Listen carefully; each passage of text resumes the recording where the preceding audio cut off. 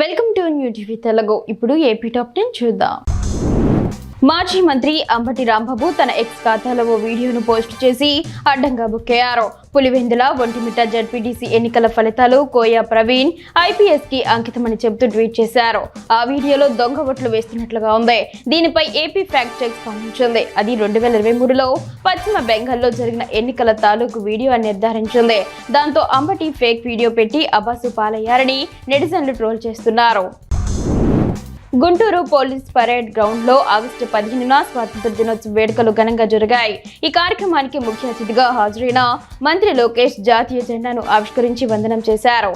ఈ వేడుకల్లో Guntur SP Satish Kumar, collector Nagalakshmi, ఇతర ఉన్నతాధికారులు పాల్గొన్నారు. అనపర్తి మండలంలోని వివిధ గ్రామాల్లో జరిగిన స్వాతంత్ర దినోత్సవ వేడుకల్లో ఎమ్మెల్యే నల్లమిల్లి రామకృష్ణారెడ్డి పాల్గొన్నారు.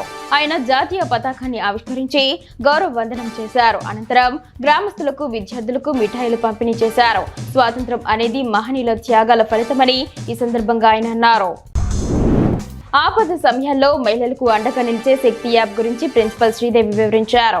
మదనపల్లిలో బేసిక్ దివ్య జ్ఞాన ప్రభుత్వ డిగ్రీ కళాశాలలో జరిగిన కార్యక్రమంలో శక్తి యాప్ ప్రయోజనాలు, పనితీరు, వివిధ నేరాల నుండి రక్షణ పొందడంపై అవగాహన కల్పించారు.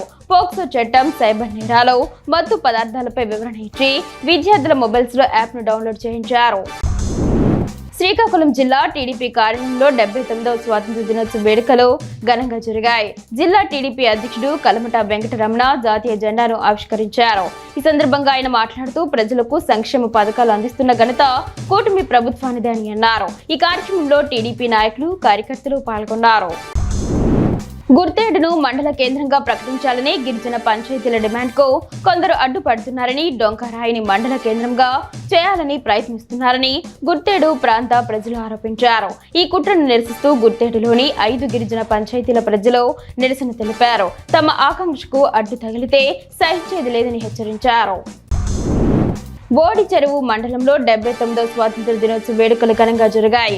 గౌనిపల్లి జిల్లా పరిషత్ ఉన్నత పాఠశాలలో ప్రధానోపాధ్యాయురాలు పి విజయమ్మ, సర్పంచ్ వెంకటరమణ ఆధ్వర్యంలో జెండా ఆవిష్కరించారు. ఈ సందర్భంగా వీరుల త్యాగాలను స్మరించుకుంటూ దేశ ప్రజలందరికీ శుభాకాంక్షలు తెలిపారు. ఈ కార్యక్రమంలో పాఠశాల ఉపాధ్యాయులు పాల్గొన్నారు. విజయనగరం జిల్లాలో ఒక్క డయేరియా కేసు కూడా నమోదు కాకుండా చూడాలని జిల్లా ఇన్ఛార్జ్ మంత్రి వంగలపూడి అనిత ఆదేశించారు. కలెక్టరేట్లో జరిగిన జిల్లా సమీక్ష సమావేశంలో ఆమె మాట్లాడుతూ గ్రామాల వారీగా మెడికల్ క్యాంపులు నిర్వహించాలని, పారిశుధ్యంపై ప్రత్యేక దృష్టి పెట్టాలని సూచించారు. ప్రజల ఆరోగ్యాన్ని కాపాడమే ప్రభుత్వ లక్ష్యమని ఆమె తెలిపారు. హిందూపురం వైకాపా కార్యాలయంలో 79వ స్వాతంత్ర దినోత్సవ వేడుకలు జరిగాయి. నియోజకవర్గ ఇన్ఛార్జ్ దీపికారెడ్డి జాతీయ జెండాను ఆవిష్కరించారు. జాతిపిత మహాత్మా గాంధీ సూచించిన గ్రామ స్వరాజ్యాన్ని గత వైసీపీ ప్రభుత్వంలో వైఎస్ జగన్మోహన్ రెడ్డి అమలు పరిచారని దీపికారెడ్డి తెలిపారు. ఈ కార్యక్రమంలో వైకాపా కార్యకర్తలు, నాయకులు పాల్గొన్నారు. మచిలీపట్నంలో తెలుగుదేశం పార్టీ కార్యాలయం వద్ద జాతీయ పతాకాన్ని ఆవిష్కరించిన అనంతరం రాష్ట్ర మంత్రి కొల్లు రవీంద్ర మాట్లాడుతూ గాంధీజీ అహింసా మార్గం ద్వారానే భారతదేశానికి స్వాతంత్ర్యం వచ్చిందని చెప్పారు.